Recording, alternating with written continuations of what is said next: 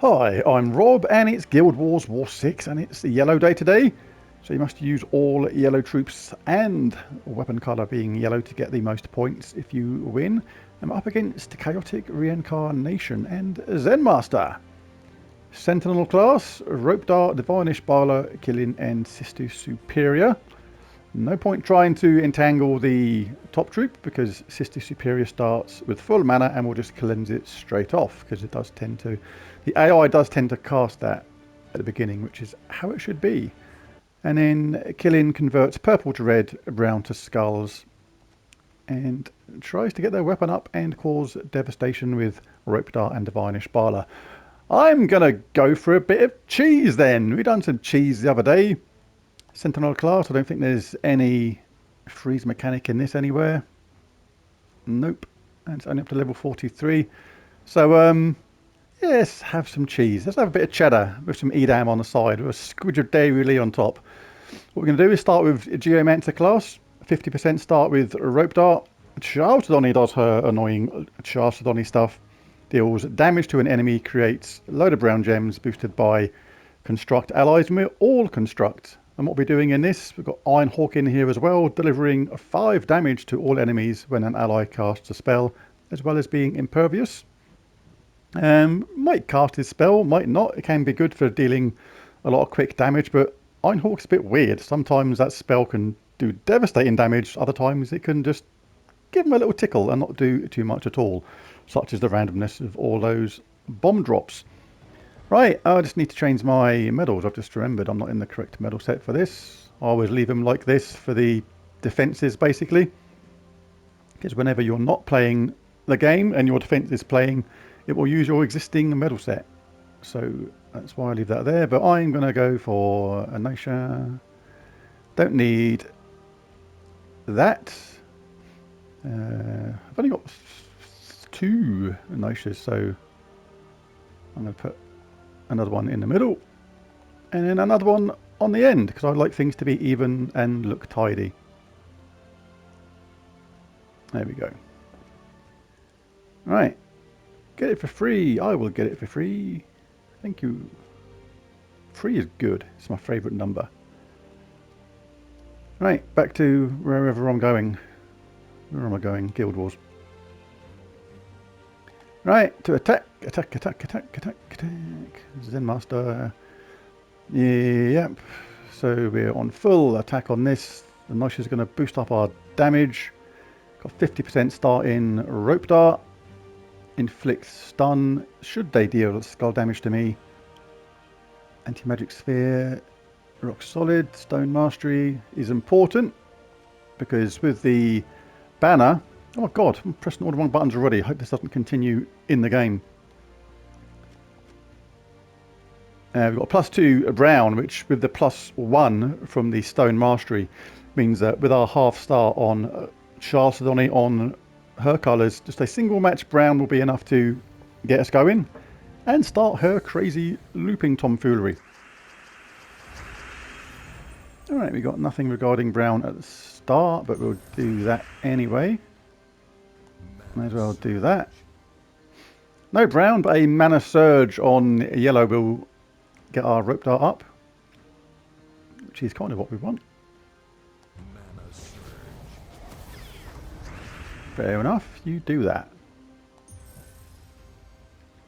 This will give us an extra turn and we'll entangle the top troop. Still not being very kind to us letting us have any brown at all. Could take out their Rope Dart. More inclined to try and line something up so I can create brown, because that's what this team is all about. I'm not too bothered about actually getting blue. I'm not actually trying to charge up my Iron Hawk, but I am interested in getting these brown nearer. If they take that skull hit afterwards, which won't affect me because they're entangled, I can get my brown and get this Chalcedony show on the road, which is kind of what the team's all about, really. Alright, so let's start with getting rid of them. Now let's pick on Ishi. Now let's drag our church-going person to the top. Notice we're dealing 5 damage to all as soon as we hit that as well. As soon as we charge up that, as soon as we committed to using a spell, as soon as I press cast, bang, Ironhawk does its Ironhawk stuff, does the damage. There we go. Nice straightforward, easy win with lots of squeezy cheese on top. Plenty of cheese. Everybody's dead, Dave. And that was 3,265 Guild Wars points. The second battle is against Mrs. Falar. Shatterflask, White, Vampire Lord, Sanguinia. This is an unusual team. Shatterflask steals life from the first enemy and creates blue. Blue must be for their white, which steals life and creates purple gems, which is for these two. And it also deals true damage to an enemy boosted by gems removed. And Sanguinia also steals life. So this is a very much a vampire team of life-stealing bloodsuckers. Right, I could go with this team again. This would work. There's no freeze mechanic in this. No status effects at all, so this completely and utterly would work. But let's have a bit more fun. This is a fun team. No. I might try my... Oh, no, not that one. Might give this one a spin. My interesting Wildfolk team. King Selenus, all Wildfolk allies start with 50% mana. Main point for that is the Wild King gets a 50% start, enrages all allies and gives them a bunch of attack, then creates a big mix of skulls and yellow. Ropedart is there to be an irritant and to get a 50% start. I do like the fact it has anti-magic sphere, it's, rock solid, amongst others. Starflower, don't think I've ever used her in a Guild Wars team before, but she's pretty handy in this. 50% chance to fairy fire a random enemy at the start of my turn. Deals damage to all enemies, boosted by ally and enemy fae, and has a summon as well, and also a 20% chance to transform a random enemy to a pixie. So yeah, I'm going to go with this just for fun. Let me just check the banners then, because I'm not sure I've ever set this team up properly. 2 green, 1 blue, minus brown is cool. Not sure I need to check this.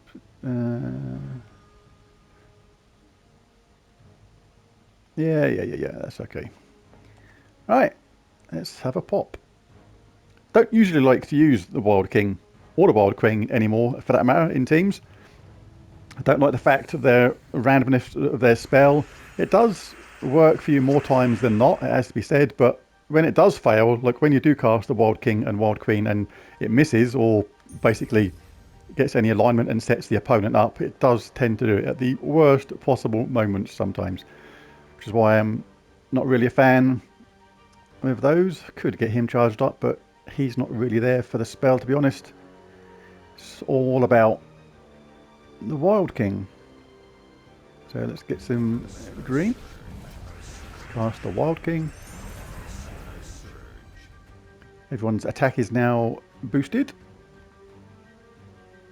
Got a nice match over there. He self-charged himself a little bit as well, which is one of the cool things about him. Do this one because we're going to get a skull hit at the same time, as well as some mana for the Wild King. Do trade skulls like this sometimes, so that's the thing to be a bit careful of.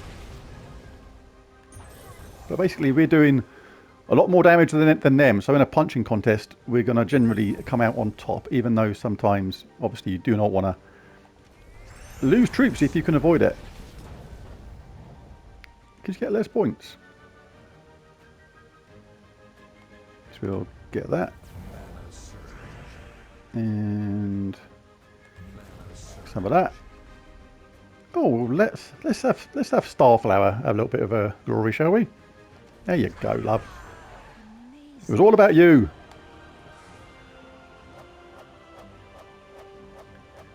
And that was 1,397 points. Alright, fight 3 is against Demo.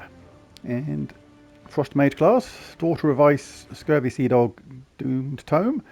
And Zul'Goth. Doomed Tome is usually associated with Blue Day. Creates a mix of gems and skulls for every blue enemy. But it may be here for a technical reason, I don't know. Maybe a false sense of security, lull me into thinking, haha, they messed up. And then these two charge up Zul'Goth and that weapon and we get smashed. Converts red to blue and green to blue. Zul'Goth is a worry, just kills someone outright, so I have to be wary of that. And who shall I go? I'm not going to use this team again. I'm going to go to... I might use this team. Fun team. The idea of this is, it is magic dependent, or your level dependent if you want to have a go with this team. Because basically your rope dart will eliminate all the armor and then deal a certain amount of damage to that enemy. The idea of it is that you then basically bring them in range of Ubastet, who deals damage to the two weakest enemies. That will typically be one of the enemies you just hit with rope dart. And if they die, the idea is you've got enough power to kill them, you automatically kill someone else. And providing you do enough damage in other ways throughout the fight, then you will still score big points. Some of the best scores I've ever seen in Guild Wars have been with Zul'Goth, and he kills an enemy outright, theoretically not doing any actual damage and therefore not maximising Guild Wars points. But because he does skull damage as well, and you do damage in other ways, you still get really good points. But what I am going to do is change my class from Geomancer, which I normally like, but I'm going to change this to Archer class. Don't use green. It is normally associated with green, but the reason is start battles with 50% mana anyway, 15% chance for skull damage to be lethal. Don't really actually want, but the main reason is root trap. Entangle the first enemy at the start means even if they get a lucky start with those conversions on their empowered troops and they get their weapon up, we're not going to really be hurt by their skulls too much at all. Right, so that is the theory. Let's have a pop. The banner is +2 yellow, +1 red, -1 green lantern banner from Shentang. Alright, let's have a slurp of lucky tea. Oh, yum, yum, yum, yum. Right, let's see what's going on. Red to blue, red to blue, red to blue. Not much going on for them there. Green to blue, on the other hand, is there. And that's the main one. So I obviously want to disrupt this one. If I move it that way. Now if I move it this way. Just going to get rid of them three, drop that blue down to there. That's not too bad.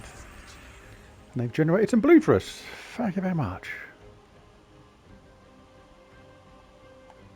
And we've got green to blue after this. That's the good thing about generating, having two converters like this that do two conversions of this, looking for the same kind of colour. Right, I'm going to do this one. I think it's not going to stop them getting an extra turn, but it will get my rope dart up. I am frozen, but not on blue, so I can have another go after this. I will entangle. There's two ways of going about this. You can either, well, three ways theoretically. You can drag Zul to the top because he's dangerous, but remember he won't be entangled because he's immune to all that tomfoolery. We do get an extra turn with the rope dart if you've got it fully upgraded. But I think we'll grab their hero first because he will be entangled. Take a look at this green to blue. Still, that is a dangerous thing. But they are entangled, so unless they get unentangled on the next turn, whatever they create in skulls is not going to make a lot of difference. But they got this all up. That is what they were relying on. Alright, so we did get a bandit. So this team has already actually done a couple of cool things.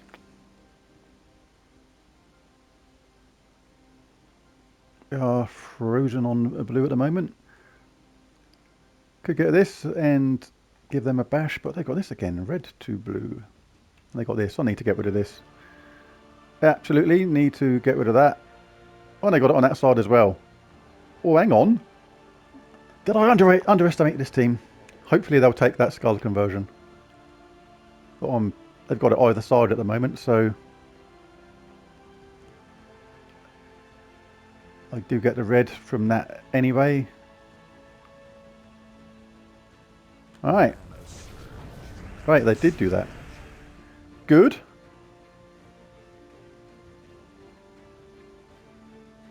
Oh, it's frozen on brown as well, so that's annoying. Blinking heck. So I don't want to take that because they're going to do that next. Don't mind. I'm going to have to give them that brown. It's no big deal, hopefully.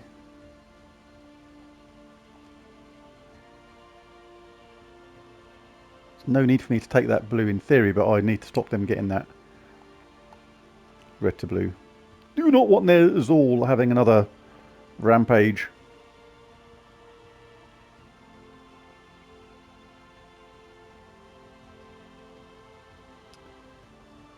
On the other end, that will get my Ubastet up. And then we'll kill their weakest enemy and someone else. I'm going to go for that. I'm going to wing it a bit. Go Ubastet. There's two of them zapped out of it. We've got an extra turn with this, so I'm going to wang it on Zuli Boy now. Oh, look at that. How convenient. 74 life, 74 skull hit. Out of it. Don't really want to lose a troop. Or another one. Already lost one. Just got this summon because of the bandit. The bandit come out of the bushes.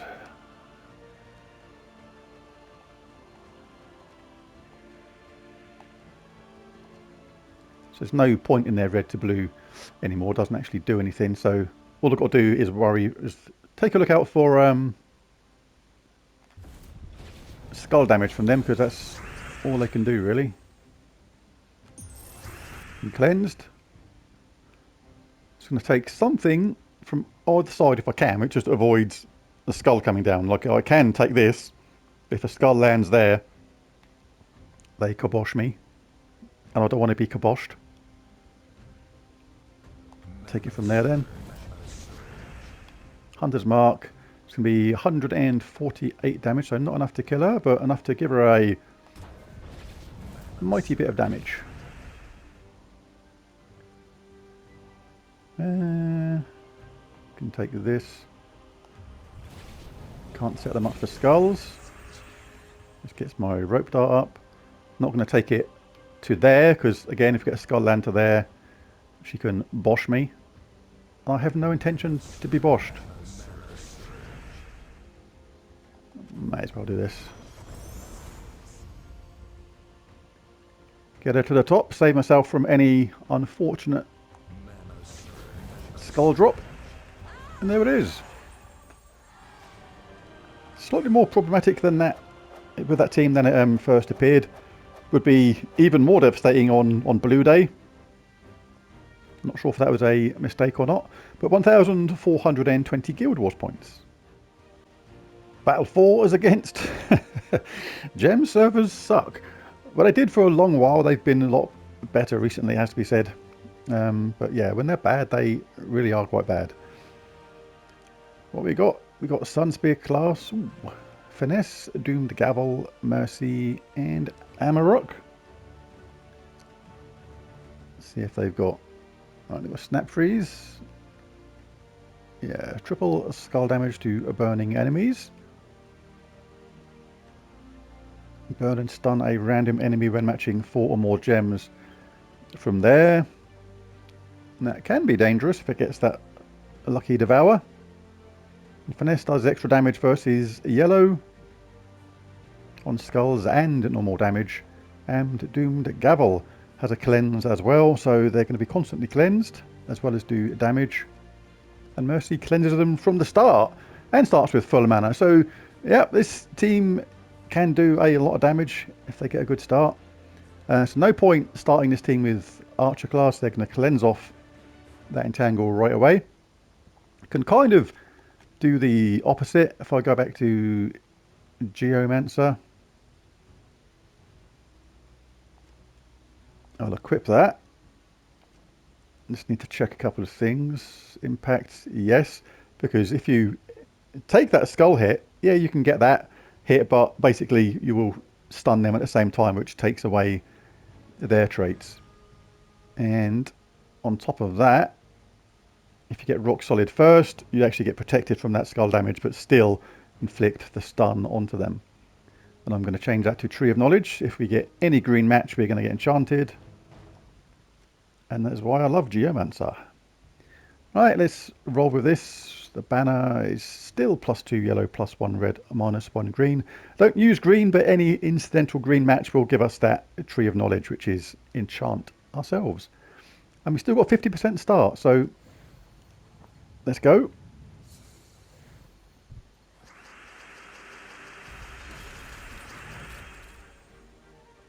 Right, we've got cleansed off straight away, which is nice, so we'll absolutely take that and party. Take that anyway, so it may have made some other drops somewhere else. Now we've got to look out for this. Purple to yellow. Small amount of value there. Nothing anywhere else, so that is safe. This is where you kind of want to leave the board as much as it is in a way, but this is too much to resist getting this. This is a skull hit. Collect green, which collects yellow, which collects red, and maybe a skull hit as well. Let's do this. But ironically, that is what swung it all around into them getting a nice little cascade there. Re-enchanted next round, but he's ready to cast. This was unexpected.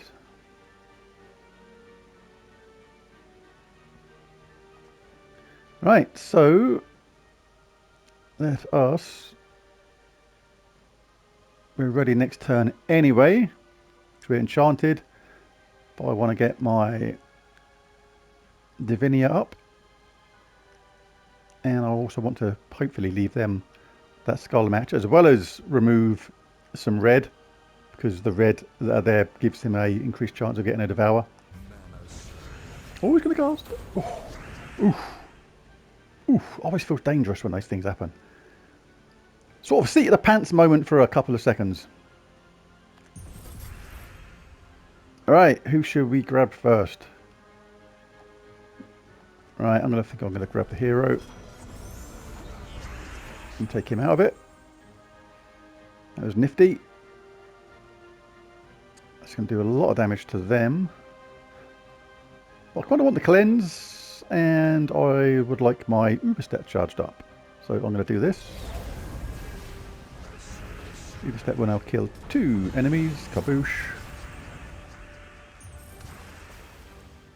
And oh, there's no blue or yellow for my weapon, but by getting this I'll get the Tree of Enchantment, one of my champion talents, which means I'm enchanted.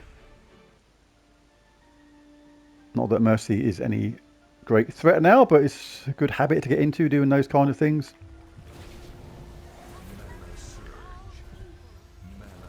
Grab her to the top. Consider yourself grabbed, Mercy. And look for a way to end it.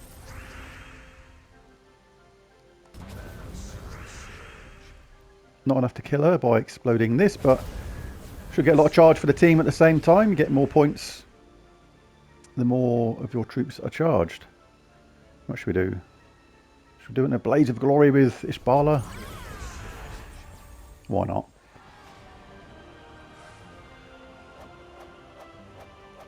What did we get there? 1,597 points that time. The last fight is against the Paragon, and it is Falar. A relation of Mrs. Falar. Well, hang on, they both got boobs. Mrs. Falar had boobs too. Okay. Alright, okay. I'm saying nothing. Right, Orb Weaver class, Lamashtu, Life and Death, Reckoning Weaver, King Avalon, the typical kind of Life and Death lineup. Just to make sure, yep, there's no freeze mechanic in this. So therefore, what I'm going to do, I'm going to show something quite cool now. I'm going to go back to this team, but this is a really important point for people that may not think of these things, or for a newer player where you just learn these things by experience. You don't want, if you want to use this cheesy team to take them out, because there's no freeze mechanic on their side, so we're going to be able to hopefully loop them to death with Chalcedony and damage from our rope dart. But you don't want Iron Hawk in this team, absolutely not. The reason is it does 5 damage to all enemies when an ally casts a spell. So what happens is, as soon as you get rid of one of their troops, like the Mashtu or even King Avalon, because you won't be able to get these two because they're both stealthy, then as soon as you cast a spell, Iron Hawk does that third trait and basically gives them a 35% chance to get a spider. So it just keeps on happening. You don't want that. You absolutely need to take out Iron Hawk. You still need yellow. You still want to construct. What I would suggest is Ahries is really good for this. Gives 4 armor to all brown allies when matching brown gems. So when Chalcedony gets the looping, then basically you're going to give 4 armor to all brown, or keeping the loop going, and a potential for a big bash of damage at the same time. And if they die, you explode 8 gems. So another viable option, I think, would be Christhound. Half an enemy's armor and life, which can be really, really good. And then create 9 to 13 blue gems, which would then charge up your rope dart to go again, and also get bonus brown from brown. So that's not a bad choice if you don't have Ahries. Just going to bang on my niches again from the start. Grab this. Cheers. Bang on the niches of untidy placeness. Don't need that anymore. So I might as well put on the... Really got to stop being lazy. And I've still got to get in my third Nisha.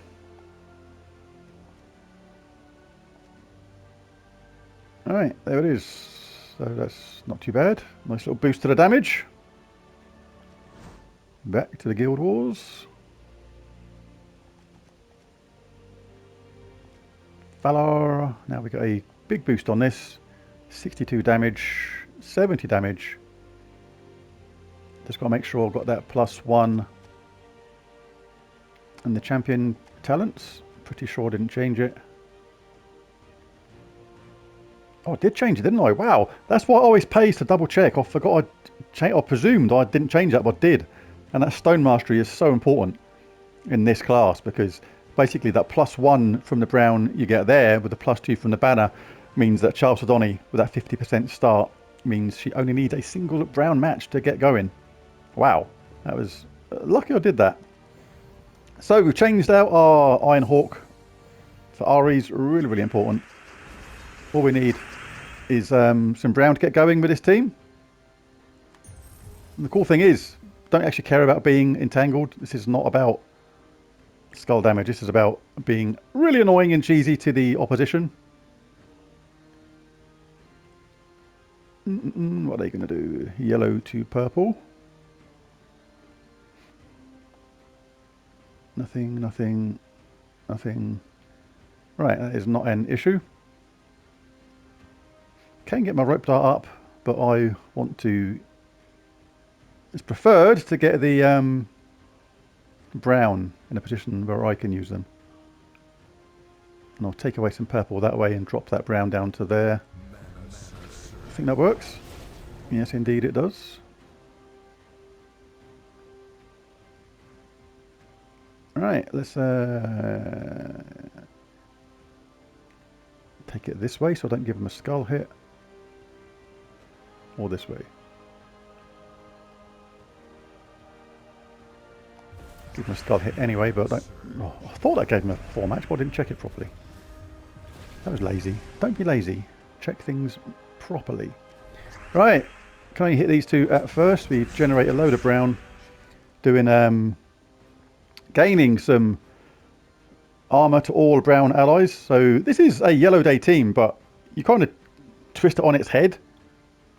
The enemy, obviously, they set the defense up because they don't know what we're going to pick, presuming you're going to be strong on yellow, but we've done it purposely to actually change it around and make it actually effectively a brown based team.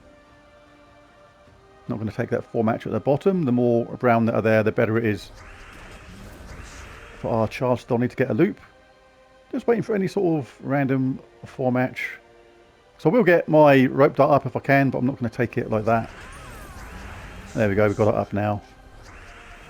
Always good to get it up. Gaining armor all the time. Every time we do this, that gets rid of their Avalon. Their stealthy opponents are now exposed.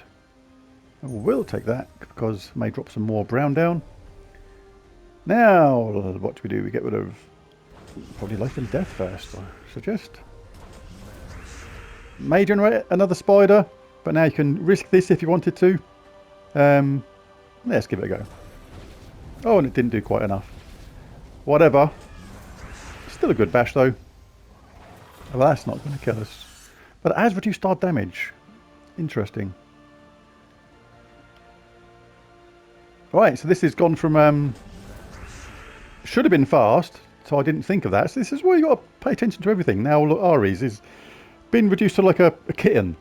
Rather than a ramming bull thing, he's gone to like just this thing which just bashes into you and just like gives you a tickle.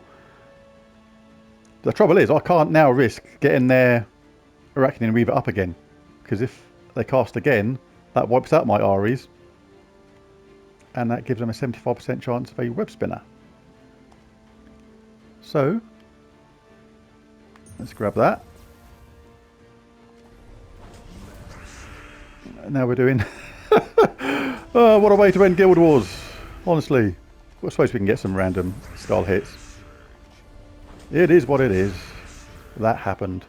Right, at least... well, it still does more damage. Yes. Take that, web spinner. Oh, not quite a skull hit. Do love web spinner. Really, really good. Troop. Come on, give me a random skull hit from somewhere. Still no do. Yes. But I'll take these first, just in case it drops down and gives us other stuff. Well, that'll do. No, it won't, because we're still doing just 3. Ah, my lordy. I suppose we do that anyway. Chip away a bit more till we get another skull bash. Right, that was a bit slow near the end, but web spinner made that game a bit longer than it should have been. 1,696 Guild Wars points that time. So there it is. Another 5-0 day, so I had a perfect week of all wins. Some of them weren't particularly high scoring though. It was a mixture of safe teams, if you know what I mean, rather than those high damage teams that kind of can go wrong at the same time. But it depends upon your playstyle, what you go for. 9,375 points, so 6 5-0 days. Haven't done that for a while, so quite happy about that. But there it is. There's my Guild Wars Yellow Day. If you enjoyed the video, found anything helpful or useful, be sure to smash that like and subscribe button if you haven't done it already. But most of all, thanks for watching, and I'll catch you again next time. Bye for now.